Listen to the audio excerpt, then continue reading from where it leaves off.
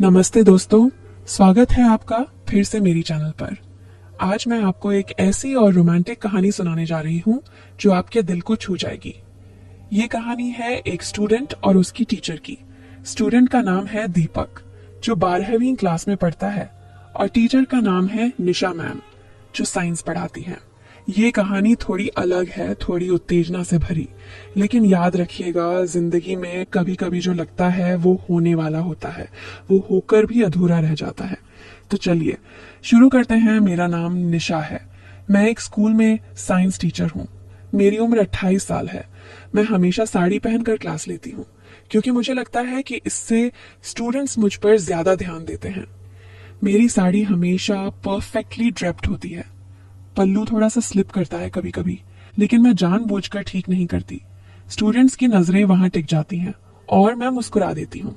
इस साल 12वीं क्लास में एक लड़का आया, दीपक। वो सबसे अलग था।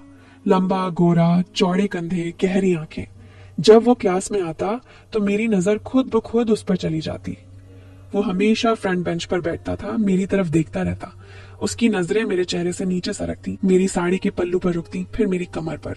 मैं महसूस करती थी उसकी नजरों की गर्मी। क्लास में जब मैं बोर्ड पर लिखती तो पीछे मुड़कर देखती, दीपक की आंखें मुझ पर ही टिकी रहती।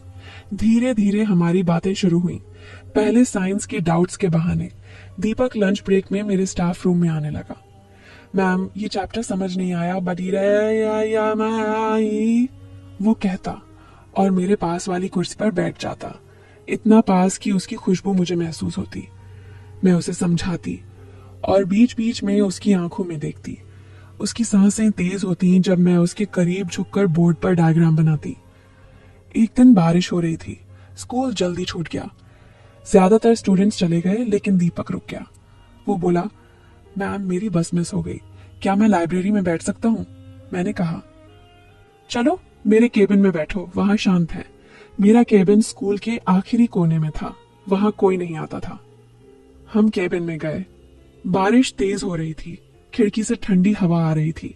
मैं अपनी कुर्सी पर बैठी, दीपक मेरे सामने। हम साइंस की बात कर रहे थे, लेकिन बातें कहीं और जा रही थी। दीपक बोला, मैम, आप बहुत खूबसूरत हैं। मैं मुस्कुराई।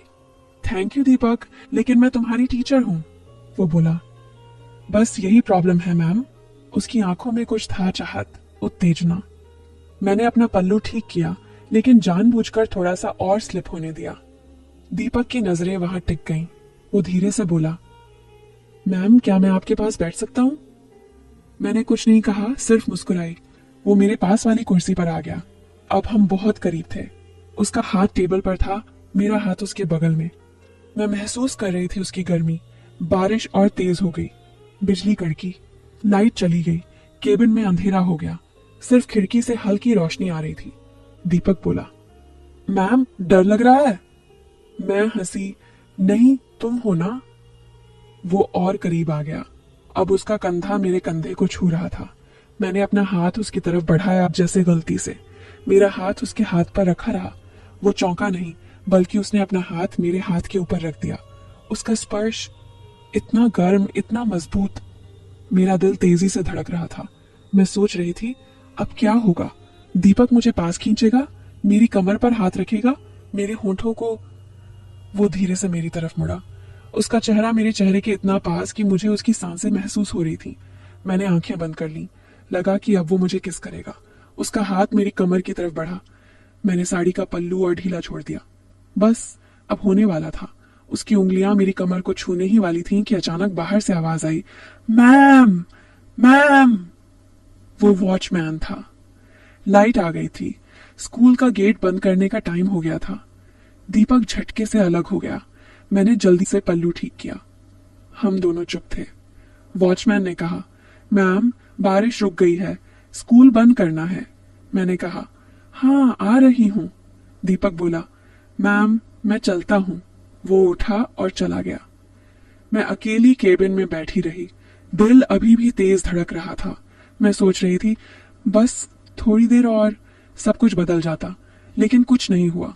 अगले दिन स्कूल में दीपक नहीं आया। उसने ट्रांसफर ले लिया। पता चला उसके पापा का ट्रांसफर हो गया। मैंने कभी उससे दोबारा बात नहीं की, लेकिन आज भी जब बारिश होती है, मुझे वो दिन याद आता है। वो अंधेरा केबिन, वो करीब बैठा दीपक, वो स्पर्श जो होने वाला था लेकिन नहीं हुआ। दोस्तों, प्यार और चाहत की ये अधूरी कहानियां ही सबसे खूबसूरत होती है ना। लगता है सब कुछ होने वाला है, दिल धड़कता है, सांसें रुकती हैं, लेकिन फिर जिंदगी अपनी राह चल पड़ती है। दीपक और निशा की कहानी भी ऐसी ही थी लेकिन अधूरी। अगर आपको ये कहानी पसंद आई तो लाइक करें, शेयर करें और सब्सक्राइब करना न भूलें। कमेंट में बताएं कि आपको सबसे ज्यादा कौन सा पल अच्छा लगा। अगली कहानी और भी स्पेशल होगी। तब तक के लिए टेक केयर, बाय।